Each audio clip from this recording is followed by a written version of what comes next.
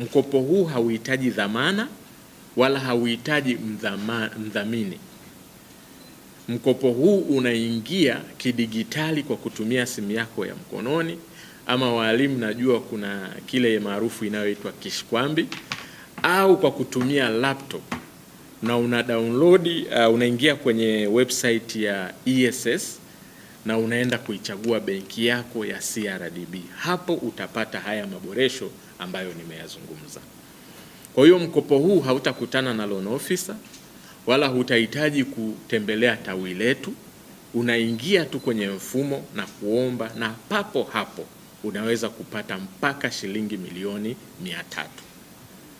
Huu ni uwezeshaji wa hali ya juu ambao miaka ya nyuma ilikuwa haipo kabisa. Milioni 300 ilikuwa ni kitu ambacho cha kujaza makaratasi, kutafuta wadhamini, kutafuta dhamana hata ya nyumba ama hivi.